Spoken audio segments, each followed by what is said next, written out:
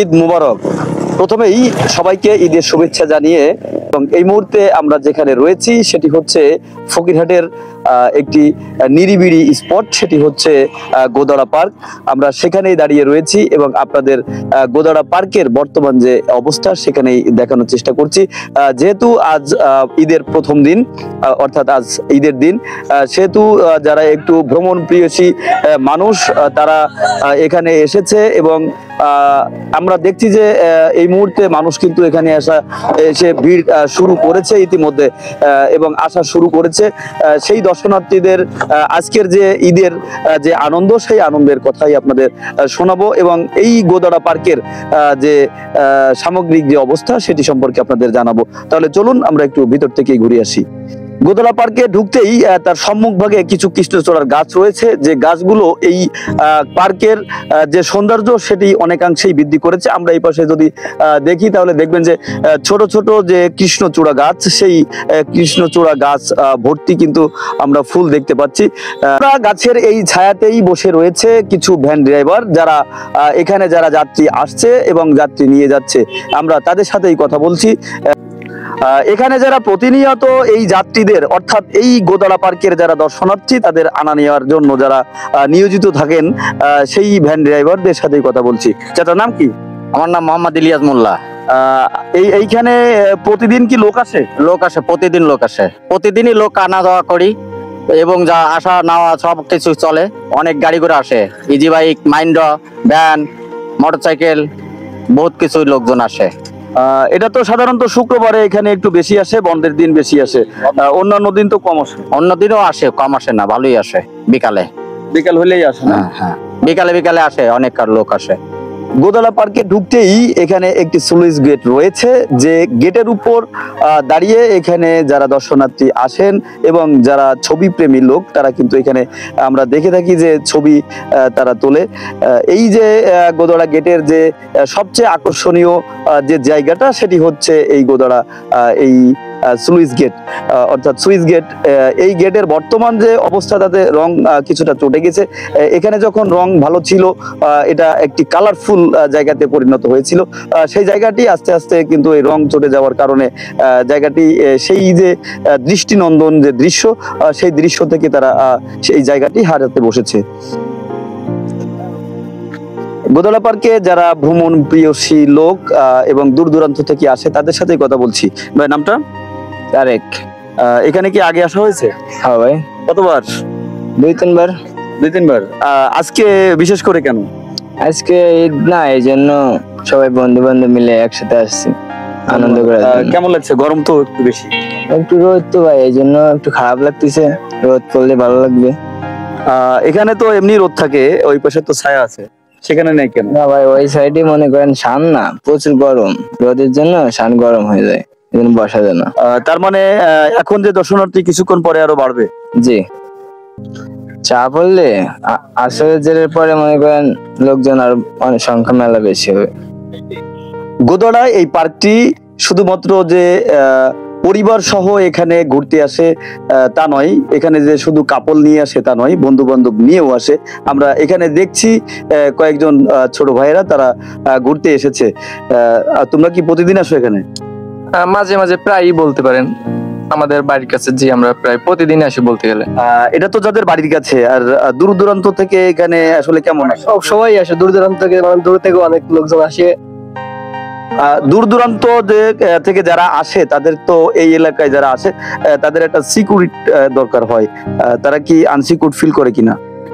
জি জি করে না। এখানে একটি সংস্থা আছে, একটি কর্মী সংস্থা বলতে স্বেচ্ছাসেবক হিসেবে দায়িত্ব পালন করে কিছু কর্মীরা। এখানে এখনো বিকেল 5টার পরে কিছু মানুষ আছে, দেখাশোনা করে। অনেক দূর থেকে লোকজন আসে, সেই হিসাবে তারা এখানে ঘোরাফেরা করে, নিজ দায়িত্বের মতন আনন্দ উপভোগ করে। মানে স্থানীয় যারা বাসিন্দা আছে তাদের দ্বারা কি কোনো পরিচিত বা কোনো ঝামেলা পোহাতে হয় কিনা? ঝামেলা না, এরকম কোনো কিছু হয় না। এমনি দূর থেকে যদি কোনো গ্যাঞ্জাম কিছু ওরকম কিছু হয়, প্রতিবাদ করা, এই স্থানীয়রা তাদের প্রতিবাদ করে, এরকম কোনো কিছু হয় না। পার্কটি ঘুরে আমরা যতদূর দেখলাম কিছুটা নোংরা আছে। এই নোংরার ব্যাপারে, পরিচ্ছন্নতার ব্যাপারে তোমরা আসলে কি চাও? আমরা তো চাই এইগুলোর ব্যাপারে মানে একটা উদ্যোগ নেওয়া হোক পরিষ্কার করার জন্য, কিন্তু এগুলো কে করবে? তো কেউ মানে এই দায়িত্বগুলো কেউ গাড়ি নিতে চাচ্ছে না। মানে আপাতত বলতে চাচ্ছ যে এই পার্কটি অভিভাবক শূন্যহীন। জি, তা নয়, এই স্থানীয় লোকজন এমনি একটু প্রোটেক্ট করে, কিন্তু ওইভাবে কোনো করে না, পরিষ্কার পরিচ্ছন্ন চারদিক দেখাশোনা এইসব আর কি হয় না। হয় না? না,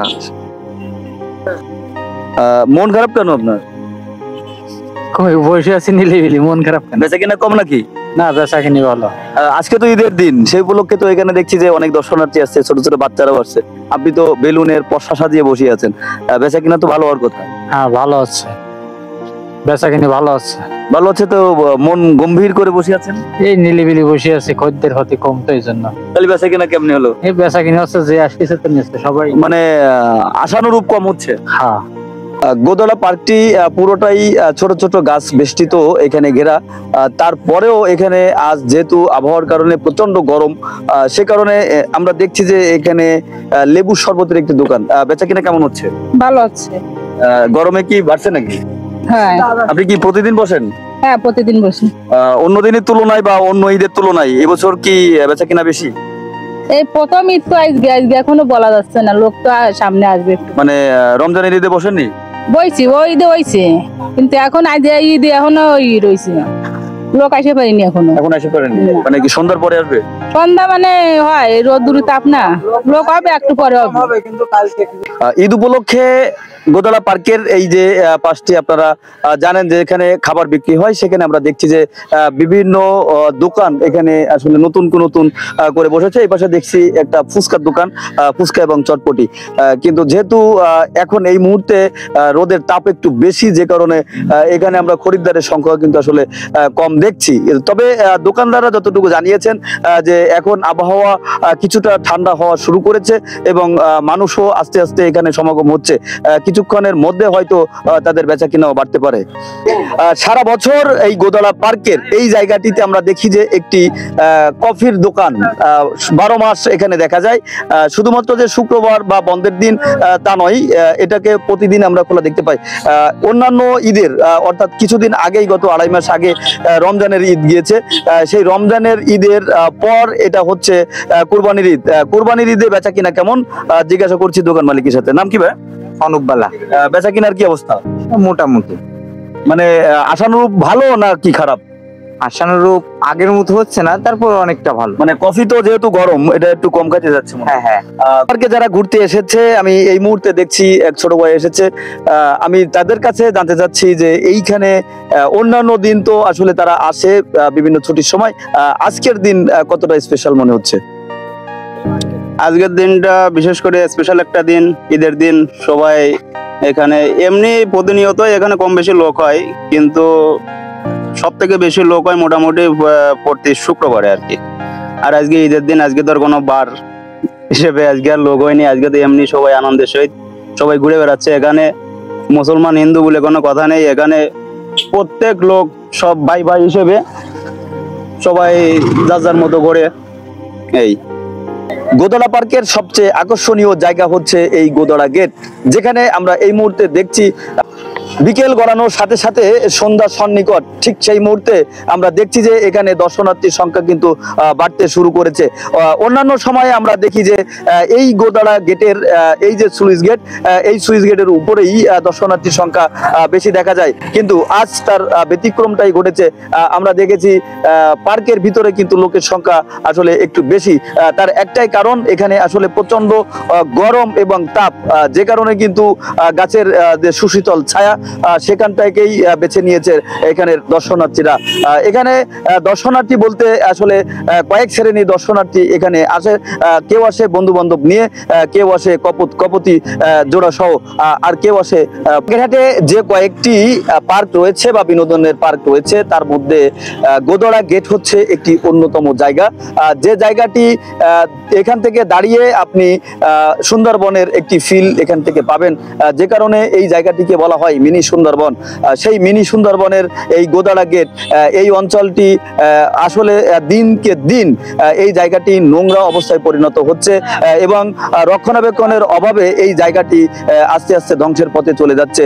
সেই জায়গাটিকে এখানের উত্তরণ চান যারা এখানে দর্শনার্থী, তারাই এখানে এই পার্কের উন্নতি সাধিত হোক এবং নতুন করে সংস্কার হোক, এখানে লোক জনবল নিয়োগ হোক, এমনটাই প্রত্যাশা করেছেন এখানকার দর্শনার্থীরা। গোদাড়া গেট থেকে ফিরে রনি হাসান, বাগেরহাট ভিশন 24।